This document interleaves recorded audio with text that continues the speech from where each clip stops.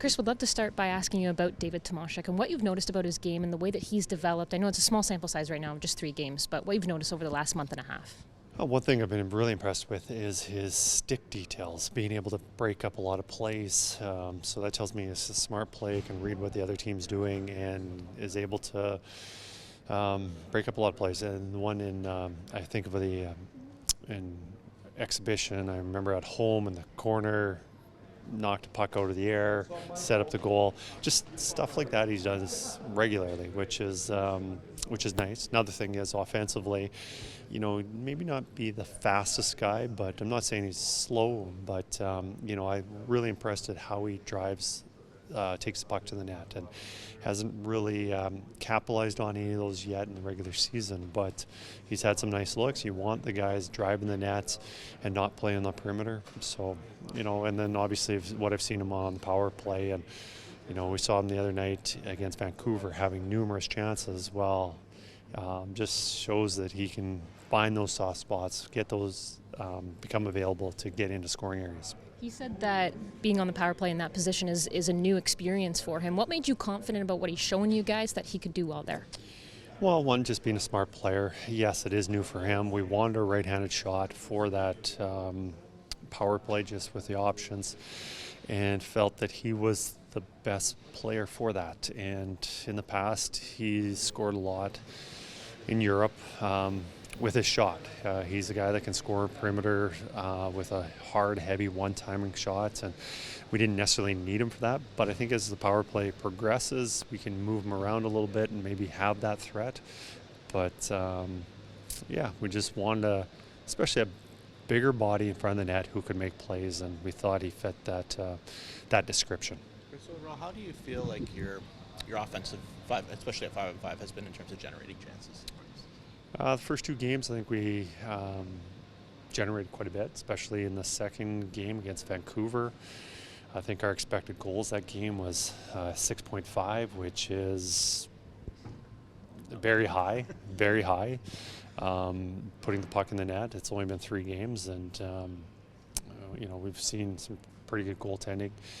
But there's always room for improvement. I don't think we did enough against New York the other night. I don't think our chances were what it should be, and a lot of credit to the Rangers, the way they played. They haven't given up many goals this year, but I thought a lot of it was our puck play, not being able to break things out well, whether that's from the defense, and then on our forwards turn pucks over that weren't able to generate much there. When you were generating a lot, like in the Calgary game, the first half, and in Vancouver, like not a lot of production. What do you think's kind of been the what's been missing, I guess, in terms of that? That's just bad luck, or? Well, definitely. I thought there's solid goaltending performances. All 3 games, I think the opposition goalies put in solid games and played well. But if it's such a short period of time where we can go on 3 games where we not generating many, but they're just going in because goaltending is terrible, or the opposition defense isn't very good. So right now, it's 3 games. 2 of the 3 games I've liked what we've created offensively, and I believe that it's just a matter of time before we can score more than we have. You're integrating a lot of new pieces into the forward group. How have you found that's been going, and especially without Zach Hyman near the top of the lineup, trying to kind of figure out? Yeah, secondary scoring, you'll definitely get a boost when Zach returns. It'll take a while for him to find his game and get to his top level that we're so used to having watched him play. But about half our forwards are new. It's a new lineup. Finding out who complements each other well. We're trying to get an energy, hard-working, kind of a blue-collared line, and that's been a couple centermen. We've used Philp and Frederick, but Kapanen and Podkolzin have been mainstays of that line. I like where that's going. I think that's a good, dependable, hard-working line. Now, with the rest of our lineup, we'll just kind of see how things work out. And there's some fluctuation. We moved the lines a little bit on the other night in New York, and there'll be a little bit more throughout the road trip. But after the road trip, with guys coming off ER, we'll probably have a better idea who's here for the long run. So maybe other than that line there that you mentioned, there's a little bit of trial and error going on for a little while. Is that how you see things? I guess? Yeah. No, I don't want to staple somebody in a spot. I think we have some young players that could move up in the lineup. I think with some opportunities, they can contribute more offensively. Right now, we've got Howard and Savoy playing special teams, but maybe over a period of time they can move up in the lineup and play more regular, even strength minutes. And we'll see how things fit in. What have you noticed about Matthew Schaefer so far through 3 games? Just a little bit, just because of we're always getting prepared for the next team, and now we just finished with the Rangers. We're moving on to the Islanders. I'm familiar with him just a little bit, just with my ties to the Erie Otters. So I've been following him a little bit and hearing reports about him.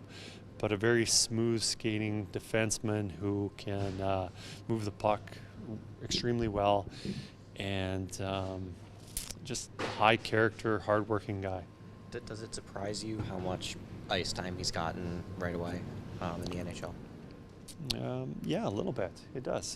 For a young player coming in the league, especially playing defense, it's not an easy position to play as an 18-year-old. And but obviously, he's a very gifted player, and they feel he's going to be a big part of their future in the long run, but also in the short term. So, it's often young players don't get enough opportunity to show their skill, and often it's obviously he's getting that opportunity and making the most out of it. As you prepare for the Islanders, what do you notice about their game and their style, maybe as opposed to last time you faced them?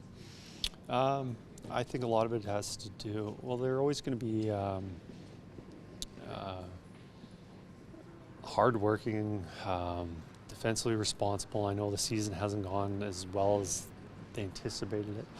Hopefully they don't take it out on us when we play them tomorrow night. But, a team that doesn't necessarily trade chances.